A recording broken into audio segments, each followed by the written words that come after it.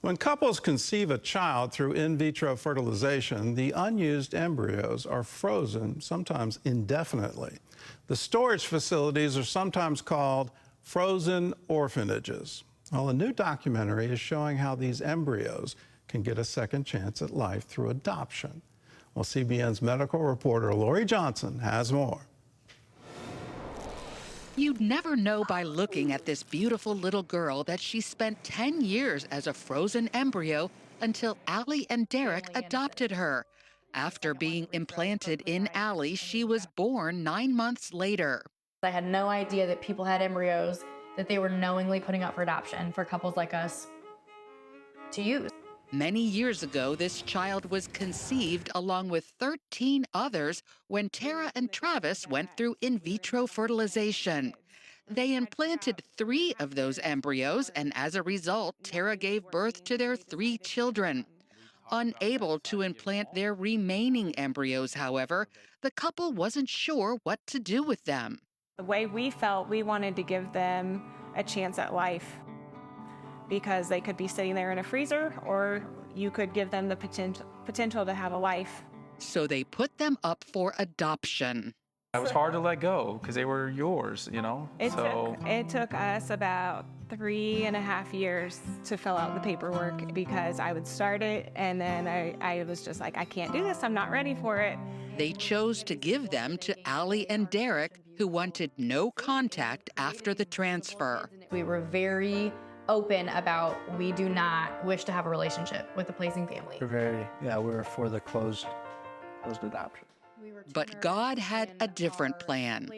We had gotten an email asking if they could pray for us over FaceTime. And when we opened our little rectangle phone, and it was the parents and all 3 kids sitting there, and we prayed together and we cried together, and from that moment, the FaceTime turned into a group chat, and the group chat turned into family vacations.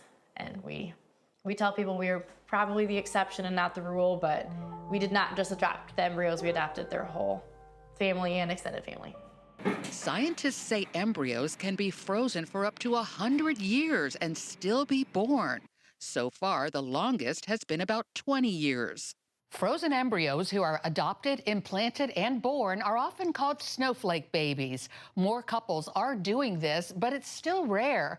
Even though 1.6 million unborn babies remain in cold storage in the U.S. alone, only a few thousand are adopted each year.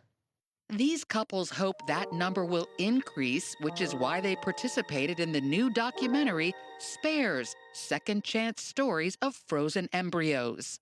Before I started this project, I just prayed, Lord, this is your story. Bring me some people to tell your story well.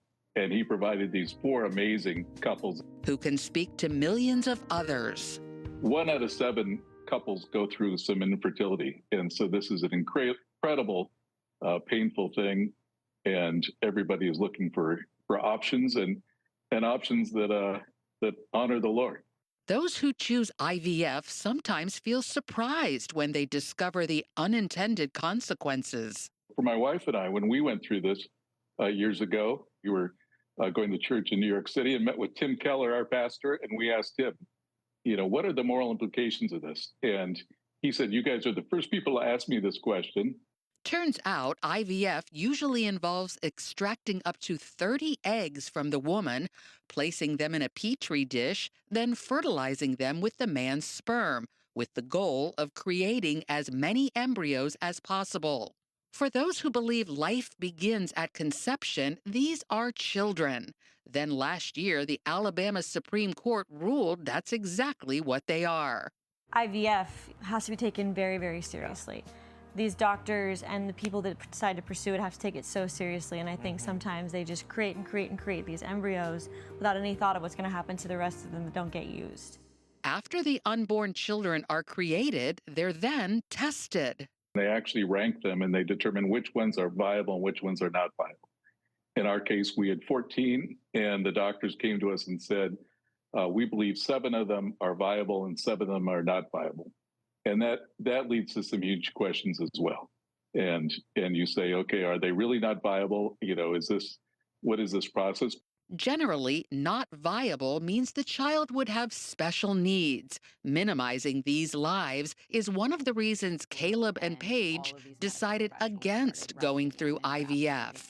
To even have this idea about eradicating a type of person because you don't view them as enough, to me, is a form of evil.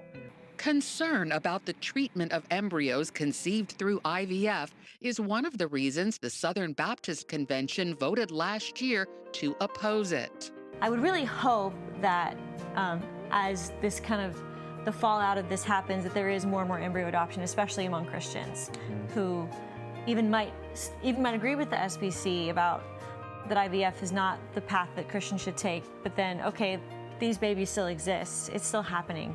Let's be part of the solution. As the controversy surrounding IVF increases, many faith leaders say it can be a good choice for couples who want their own biological children, as long as it's done within certain boundaries. That usually involves creating a lot fewer embryos and using every one of them. Lori Johnson, CBN News. The reason so many are created, so many embryos are created, it's all economics. It's the sheer cost of extracting and then fertilizing. That's an expensive procedure. And so the doctors involved in this say, well, I don't want to put you through multiple times of that because of the expense, and so we'll create more than you need. And we'll see which ones are viable. We'll implant those. If the pregnancy is successful and comes to term, wonderful, good for you. But now you have this issue. You have frozen embryos and what to do with it. It's a wonderful thing for people to step up and say, well, let's adopt them. Let's give them a chance at life. Jesus came that we might have life and have it more abundantly. When we value, when we treasure human life, no matter at what stage of that life, when we want a culture that celebrates life and celebrates Christians, that is a wonderful thing. If you're interested in this, and for more information about how Snowflake adoptions, all you have to do is go to our website, cbnnews.com.